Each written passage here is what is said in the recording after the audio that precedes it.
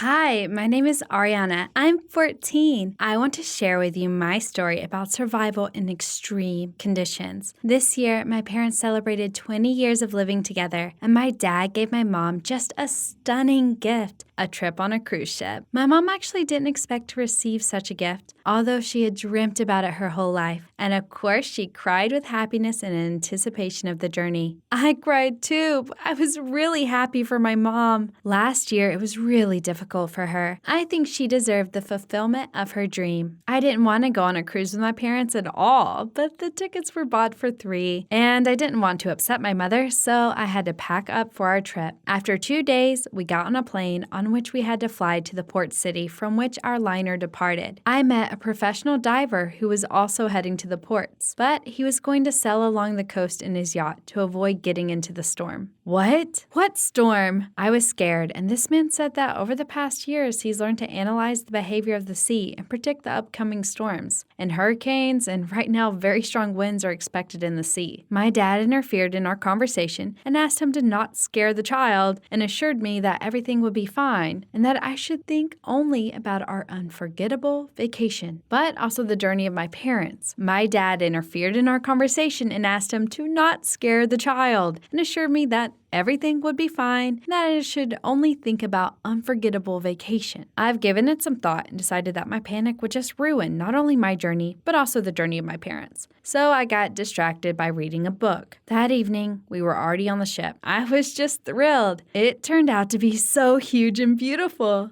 It seemed to me that there was everything on board, all the pleasures, even a cinema and a pool. It turned out that there was nothing to worry about traveling in this way. Small waves smoothly rocked us from time to time, and my parents and I sat at the table slowly drinking fruit juices and enjoying the sunset. When it got dark, I wanted to sleep and told my parents that I would go to the cabin and they could enjoy a beautiful evening alone with each other. They kissed me and promised me they wouldn't stay out for too long. When I got to the cabin, I immediately fell asleep since my day was very busy and I was very tired. Packing my bags, the airport, flying, that crazy diver, and waiting to board the ship. I didn't know how much time I slept, but I woke up from a terribly loud sound that rang on the ship. Everything was swinging and spinning. It was difficult to understand what was happening, so I decided to try to get out of the cabin to find my parents. I hardly reached the door when I tried to open it. It was very difficult to keep my balance. I saw that water was flowing across the floor between the cabins from side to side of the stairs, to which several people ran past me. When I left the cabin to run after them, the pressure of water sharply increased, and the unfortunate ones were simply washed away. I managed to come back. I started to panic. What's happening? Where are my parents? What should I do? Hundreds of thoughts were spinning in my head, but I couldn't focus on any of them. The only thing I remembered was the words of that diver who said that during a shipwreck, you need to identify which part of the ship is raised up and try to get to it. During the panic, it was difficult to determine, but after looking out of the cabin and looking at the movement of the water, I assumed that I needed to go from the right side of the ship to the left and try to get to the stairs from which the water was flowing. Although I realize that this can be very dangerous if there is again a large pressure of water which washes away everything in its path. I quickly took my backpack with me. I put a small bottle of water, cookies, and a can of Pepsi from the minibar. I didn't know what was waiting for me. After a couple of minutes, I was in the cabin next to the stairs on the left side. It was impossible to move further. Water completely filled the lower part of the ship. The cabin was flooded below and an air pocket was formed from above, so I climbed to the upper tier of the bed, and this became my hope of salvation. Even though I knew I'd probably have enough air for just a few hours, I had a terrible headache. I felt a lot of pressure in my eyes and ears. I thought about my parents and hoped that they were saved, and soon that help would come for me. Soon the lights went out and darkness fell. I tried not to lose heart. I mentally recalled various poems from the school program, sang songs, talked with myself, allowing myself to keep my sanity. In the dark, I couldn't tell the time. I think I sometimes fall asleep, but I can't be sure of it. The drinks and cookies were very useful to me because at times I felt hunger and thirst, but I didn't know what was going to happen to me, so I tried to save the food as much as possible. Slowly, I began to realize that I didn't have enough air. I was afraid to panic, so I wouldn't waste the rest of the oxygen. I tightly closed my eyes and slowly counted out loud, starting from 1,000 in the opposite direction. It distracted me from unpleasant thoughts. After some time, I heard some kind of noise, and I wanted to start knocking on the wall, but was it my imagination?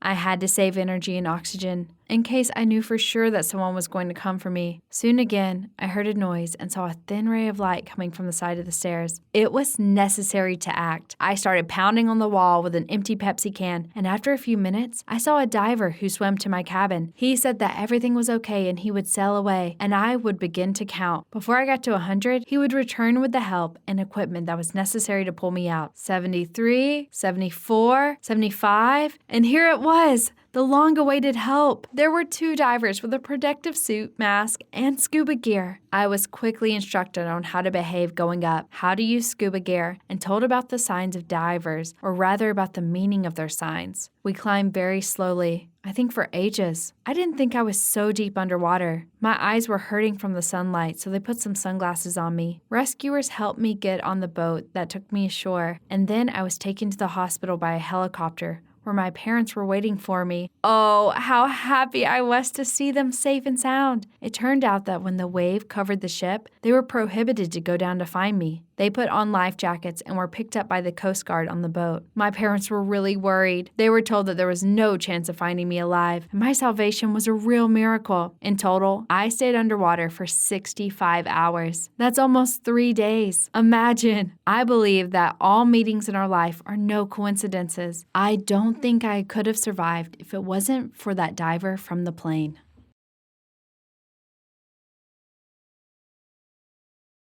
Mrs. Dunn, I can't let you in. The head of the mansion security sternly blocking my way to the helipad. He used to be good to me. That's right, I'm Mrs. Dunn. It's my house. Get out of my way or I'll fire you. I didn't even think I could be so bossy. Your husband said that you were deprived of your right to property. It is true. Temporarily, this square cretin coldly rapped out and smiled disgustingly. You want to know why it all turned against me? Well, okay. My name is April, and this is the story of how I married the ugliest but richest guy for his money. I freaked out and went to the garage where my faithful personal driver was always waiting for me, but the driver refused to drive me too. He looked at me in disappointment and said that after what I'd done, he wouldn't even let me get in the car. But we're friends, help me. I pounded my fist desperately on the limo glass. Mr. Dunn is my friend too. I never imagined that you could hurt his heart so much. The driver shook his head and turned away. Well, I don't care. I'll take a cab myself. While I was hailing a cab, it started pouring rain, and they wouldn't even let me under the roof. Everyone in the mansion hated me. Although having lived in poverty for a long time, I imagine life in the mansion as something fabulous. You think this is going to be a story about a poor gray mouse that no one noticed? No. It wasn't quite like that. That's the thing. I've always been beautiful. I didn't have any money for makeup, but even without it, guys liked me. In fact, it was for my natural beauty that they valued me. But our life is not a love affair. Beauty doesn't matter to many people. Beauty doesn't matter to many people if you don't have a scent. First of all, terribly worn clothes ruined everything. Even the guys who liked me didn't dare go out with me because they just laughed at me. Secondly, my mother worked as a janitor at a school and was strict with everyone. She was trying to protect me, but it didn't help because I was an outcast for the rest of high school. I had a hard time getting into college. It was there that I finally began to feel like a normal person. The students didn't pay as much attention to my status. I realized that when all of us, poor and rich alike, gathered for a student initiation ceremony, there were several hundred of us in the gym. Everyone was having fun, and then paint came pouring down from the ceiling. It was really cool. Then the senior men handed out water pistols. We poured water on each other, and the student life would have been fine if I hadn't avoided people. I had only one friend, Ellie. I was blowing guys off because I was ashamed of myself. But then he was my future husband. There was a rumor going around college that Dylan was going to appear in person at the session. All the girls were excited, and some of them even changed their looks to get attention. Dylan Dunn with that shirt for Dee Dee? That is so ridiculous. I was amused by his first and last name, but Ellie didn't share my humor. This is the son of Alan Dunn himself. Someday his designs will eclipse the glory of Apple, so that's what this is about. Is it all about the money? I didn't even try to hide my disappointment. He is a millionaire, and he must be so handsome that our athletes can't compare to him. No one has ever seen him before. Indeed, Dylan was not on any social network. The mysterious millionaire, and there were a lot of rumors flying around about him. Some of the girls even suggested that Dylan and his family were mysterious vampires with unimaginable wealth like in Twilight, but the guys were only leaning towards one theory, that Dylan was just a rich jerk. And then the day came. Dylan arrived at college in a fancy limousine. Everyone was shocked. The limo door swung open all by itself. The girls gathered around in anticipation to see how handsome the man would step outside, and the sun would sparkle on his cold, pale skin. All these dreams were shattered by an amicable laughter and whistling. Out of the limousine came a guy as ridiculous as a nickname as possible, and Dee Dee suited him perfectly. He was unnaturally thin with long bleached hair. Instead of a classy, stylish suit, he wore stretched, shapeless clothes. On the first day, Dylan was named the ugliest guy in the entire college. But you know what surprised me the most? The girls still ran after him. I don't get it. It's all about money again. I was pacing around my friend's room, fiddling with a pillow. People don't care about your looks as long as you have money. Ellie calmly watched how her contents of her pillow were flying all over the room. And you think that's normal? I hate greedy people. My friend even stood up. Why does it worry you so much? Because I've never held more than $1,000 in my life. I've never had any money. And greenbacks ruined my life in high school. Everybody is so obsessed with it. They forget about humanity. And then I noticed that my friend's entire room was covered in snow. So I destroyed all the pillows. The worst part was realizing that secretly, I wanted to be rich too. I told Ellie one thing, and in my head, I kept thinking about the fact that I wanted, for once, to feel like it was like to be rich. And soon, I had a chance to find out. In front of a pair, Ellie caught me in the hallway and took me aside. Dylan likes you. Her eyes lit up with excitement. Why would you think that? He looks at you in a way, and half the girls in college want to kill you for it. That's ridiculous. I turned away and suddenly bumped into Dylan. The weirdo started looking at me without blinking, and then he held out a skinny hand and smiled. Oh no, oh yes? What should I do? My head simply shut off at this moment. It's not just a guy, it's a millionaire. If I reciprocate, then all my troubles will disappear on their own. I would have money. On the other hand, I didn't want to stoop to those who chase guys for money, and Dee Dee, though a ridiculous freak, is still a human being. I couldn't do that to him. And you already know that I couldn't resist the temptation for long. It all started with gifts. Dylan didn't dare to give them to me personally. He tossed them to me or gave them to me through the guards, and he himself watched me closely from a distance. At first, I just ignored the gifts, and then I started giving them back. Dylan, don't waste your money. And my nerves, I don't want anything from you. I'm sorry, but you're not my type. I returned the unlimited membership to the best spa in the center of town that he had given me. Dylan said money was such a small thing. The most important thing is a person's soul. And then he added that he could see that he wasn't my type. But he didn't understand that because other girls are not repulsed by his looks at all. I had to tell him the truth, and I told him honestly that for a purse full of millions, they are ready for many things. I know, he answered with a smile. That's why I like you to accept my gifts. It's from the bottom of my heart. You barely know me. Why all this? Dylan said that I was the only one that he really liked. Oh, look, what a beautiful bird. I shouted and ran away like a complete fool while he was looking in the direction I had pointed. My head was filled with all kinds of thoughts. I didn't like Dylan at all, but he liked me. What more? He is willing to shower me with money just for talking to him? And that's when my head exploded. I started talking to Dylan, and then I started pretending that I liked him. The more I pretended, the more generous he was. It's true. I had to transfer to distance learning. It became dangerous to be in college. Dylan's admirers gave me hell. Of course, they thought it was because I was beautiful, so the main blow fell on my appearance. They pelted me with all sorts of nasty stuff and ruined my clothes. But the most cringeworthy part was ahead. They grabbed me and put a lot of self-tanner on me, and one of them took out a hair clipper and shaved me bald. I ended up being a bald bronze statue, but Dylan didn't turn his back on me and started spending even more money on me. And then we flew to Paris, and he proposed to me right at the top of the Eiffel Tower. I couldn't refuse. I wasn't out of love, but I tried to kid myself that getting married would make him happy and me rich. Everyone will remain on the plus side. Ellie didn't approve of my position. That is so low. I don't believe you will do that. You're the one who disapproved of the pursuit of wealth, and now you're one of those dolls. She didn't even look at me. She turned her back to the window, and then she continued. You're taking advantage of him. I can't believe my friend has turned into such a monster, and we had a fight. She didn't even come to my fancy wedding. Now I was fabulously rich, but that didn't make me any happier. Money didn't warm my soul. And the longer I lived in Dylan's mansion, the worse I felt. Everyone here adored my husband for his kindness. Already at the age of 19, he was contributing huge sums to charity. What's more, as it turned out, he used to be handsome. Dylan ruined his own looks to show everyone that beauty is not the main thing, and he loved me very much. Everyone at the mansion respected and appreciated me, but no one knew what a snake I really was. The situation worsened when I realized I was falling in love with my husband. That's wonderful! At least I used to be able to lie and play my part, but the warmer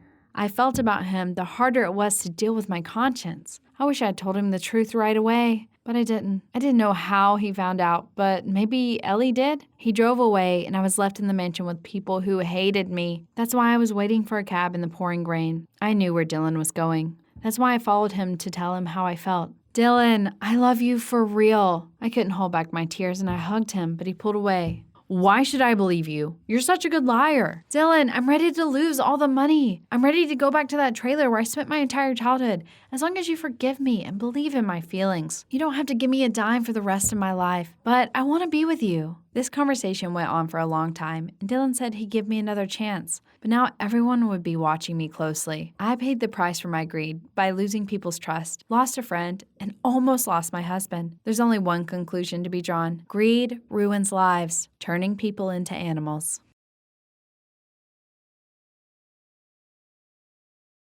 Hi, everyone. My name is Melody. I'm a chameleon girl and a rainbow girl. Call me as you please. And the reason for that is my rainbow skin, the color of which changes every day. And sometimes, even more often, it may seem beautiful or cool or even horrible and intimidating. But only I know what it really feels like to be a walking palette. And I'm gonna tell you my story. I think the scariest day in my mom's life was the first day after she gave birth to me. Just imagine, she gave birth to a lovely and sweet baby girl that was perfectly healthy and had a good appetite. But a few minutes after the first nursing, her newborn daughter turned white. It was really scary. My mom was hysterical.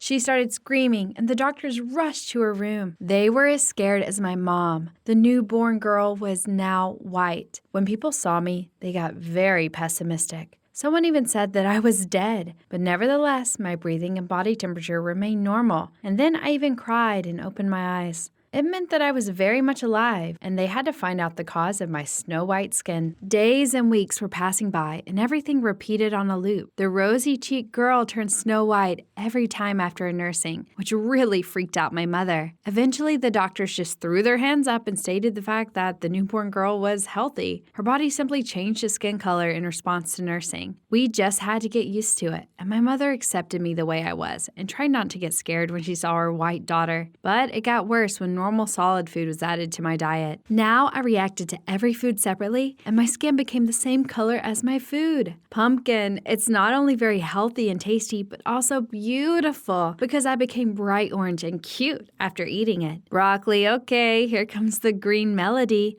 Pretty woman, right? Tomatoes, strawberry. Oh, I adore red food because it paints me gorgeous colors. But I looked the coolest when I ate a lot of different foods than all the colors that had entered my stomach the day before to paint my skin. For example, scrambled eggs paint me yellow, and white sausages with french fries golden pink, and some salad can turn me into a real walking rainbow. Can you imagine? You probably guessed that my peculiarity makes my life rather extraordinary and complicated. Let's start with the fact that the way I look causes controversy. Some people consider me a walking freak who wants to stand out from the crowd, and they despise me for that. Others say that I'm extraordinary and cool, and those who know me and understand that my color is not my choice try to either stay away from me or conversely be as close to me as possible. One evening, I was at a bus stop and a gang of teenagers noticed me. Its members decided that I was a show-off and that I dyed my skin with paint. Well, I'm already used to people thinking that, but that time, they decided to teach me a lesson, and they threw tomatoes at me. He was very offensive and unpleasant. Fortunately, my offenders got what they deserved because the police were passing by. By the way, that's the reason why I never posted photos on social media. I don't want to draw too much attention to myself because I'm afraid to run into some gang of bullies that will have questions about my peculiarity. I don't want anyone to throw tomatoes at me ever again. There was another unpleasant experience. That time, an ambulance full of EMS workers stopped me right on the street, put me in the car, and took me to the hospital. I was extremely indignant at what was happening and demanded them to explain what all this meant. Then one of them showed me a mirror and said that I had huge health problems because I was orange, and that could be dangerous. That is infectious to society. I tried to explain that being orange was absolutely normal for me and that I could be purple or red or even rainbow, but no one listened to me. They even gave me an injection to help me. As a result, in order to prove that I wasn't lying, I had to take food from another patient and show the orange color change to green-purple. Then I took some juice from a nurse and I turned red. That's how I managed to prove that I was actually fine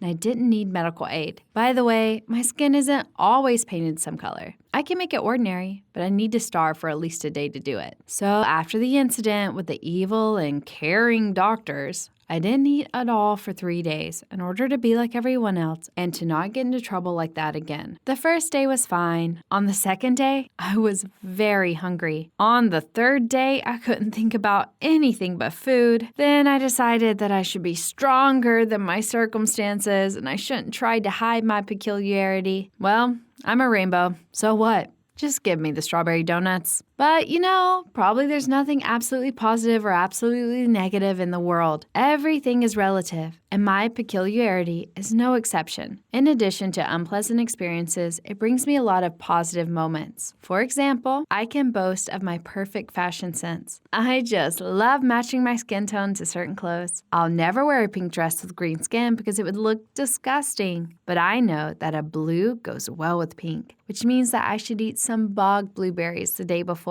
If I have a serious meeting or just need to impress someone, then I choose black clothes and make my skin red tomatoes, strawberries, or red peppers to help me do it. If I want to cheer someone up, then I choose a rainbow color for my skin. I try to eat as many foods of different colors as possible. And the more colors there are, the more impressive I look. Children like it most of all. For them, I'm cooler than any clown or entertainer. Everyone wants to touch me and try to wipe the paint off my skin. It's so sweet, if it's in moderation. Once I was on the playground and a crowd of kids tried so hard to wipe the rainbow off my skin that they scratched my face and hands. It was too much, and I had never even thought that children could cause any harm. But the greatest thing I found out in my life was the fact that my bones are multicolored as well. I couldn't even think of anything like that until I was 14. Although it's strange that a person with multicolored skin is surprised at such a fact. Since my parents and I like to travel, I've always known that anything can happen when we go somewhere, and I should always be prepared for this. In my life, I've already survived an avalanche,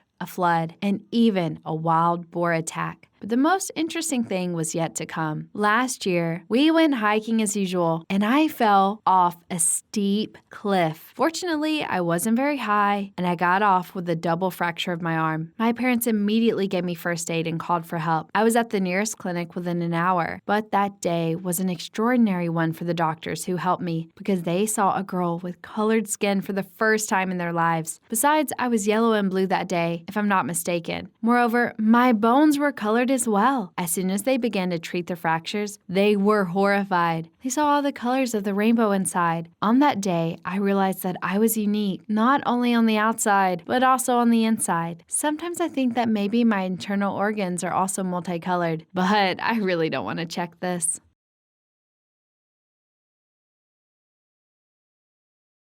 Hello, everyone. My name is Cheryl, and I work in Billie Eilish's house. I know it's hard to believe, but I'm telling the truth. I will say that working for a star isn't always easy because it's a big responsibility. Unfortunately, I didn't realize that right away, which got me into trouble. It all started when my father left my family. Recently, he and my mom started fighting all the time, and in the end, they got divorced. They were pretty much enemies in the end. My dad is a hot-tempered and vindictive person, so he decided not to help us financially. He warned my mom to understand what she had lost. Because of this, my mom and I struggled. She got a second job because her first one didn't pay very well, and I started looking for a part-time job. My dad earned the most money before, so he was the main breadwinner, but he was gone now. I saw an interesting vacancy on one site. A rich country house needed a cleaning lady. I knew it was a slim chance, but I still applied. I got invited for an interview. I had no idea what kind of surprise was in store for me. The interview was conducted by Billie Eilish and her assistant. From the very first moment, I wanted to give my idol's autograph and take a selfie, and then hug her tightly and never change the clothes I was wearing ever again. But I quickly pulled myself together. They interrogated me extensively and inquired about my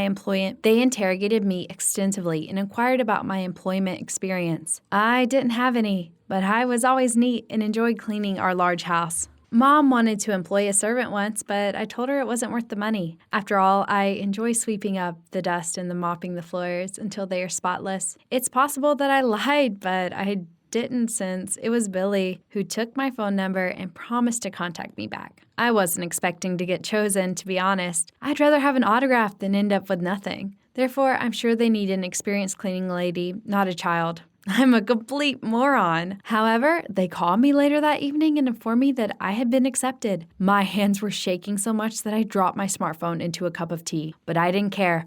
Oh my God, I was going to be working for Billie Eilish herself. I couldn't believe how happy I felt because I just adore her. With this job, I had a chance to be closer to Billie, get to know her better, and maybe even become her friend. Of course, those were only my dreams, and the reality turned out to be much harsher. My schedule was so busy that I didn't have a single free minute. Because of my workload, I didn't even see Billie. All I did was tidy up all the rooms in a hurry because she had performances, interviews, and other important things to accomplish. The singer was not at home very often. But this didn't disturb me as much as the other staff did. They were exceptional and even did what they should when Billie was present. But when she was gone, they played around, took her things, and some didn't even show up for work at all. Because the house was frequently empty and they felt in charge, even the guards were highly careless. I didn't understand how that was possible because they got paid a lot of money. Unlike them, I continued to work and the others didn't like it. I didn't want to be like everyone else, and in the end, I became the black sheep. They thought I was just showing off and trying to suck up to Billie so that I could get noticed and get a higher salary. Of course that wasn't the case, but it was impossible to explain to them. So the work that I liked so much turned into hard labor. While Billie was away, they played all sorts of dirty tricks on me. They overturned buckets of dirty soap water, stained the floor, and even hid my things in the house. I put up with it all and didn't say anything, but I didn't realize that it was just the opening act. Wilbur, the butler, once told me to tidy up the lowest floor. Billie's errands were frequently passed on to me by him. I walked downstairs with a pail in my hand and found up in a studio where Billie was recording a song.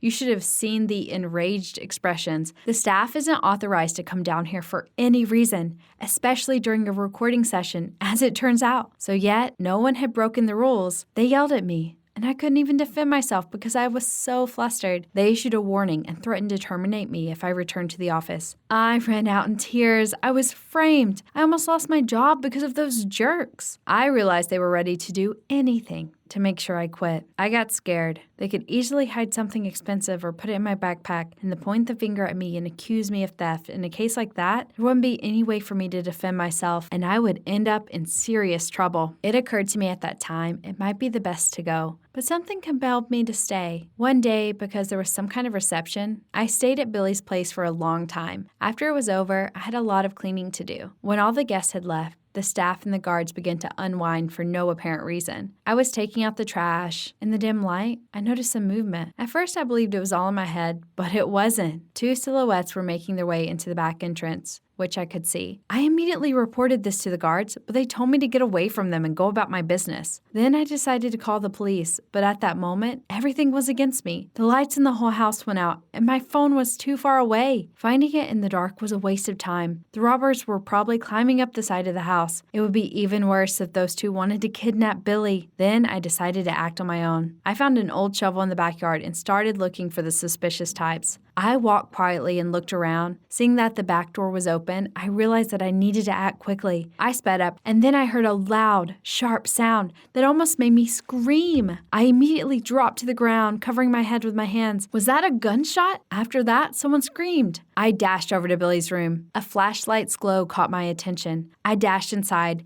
and smacked the intruders in the head. Billy was taken aback and asked me what I was up to. "I'm going to save you," I responded to the idiotic question. Billy frowned before taking action. It was unexpected. She began checking the prisoner's pulses and attempting to resuscitate them. She quickly dialed 911 and urged me to exit the house and wait in the living room for her. I didn't comprehend what she was saying, but I did what she said. After the doctors left, Billy came down to me and apologized for her hot temper. She was very scared, for her friends were just trying to play a joke on her. They pranked each other a lot. "You tried to save me, and I really appreciate that, but next time, leave this job to the guards." And then I had to tell her the guards didn't care that someone was walking around in the backyard. I was not just going to sit quietly and let Billy reprimand me and leave those guards out of it entirely. The singer promised to talk to them and then let me go home. The next day, I didn't want to go to work at all after everything that had happened. But I was in for a surprise. Billy fired the guards and hired new ones, and she wrote me a huge bonus and gave me 2 tickets to her concert in the VIP zone. I was so glad that I even hugged her. However, I wasn't happy for long because of the bonuses and Billy's special attitude towards me. The rest of the servants became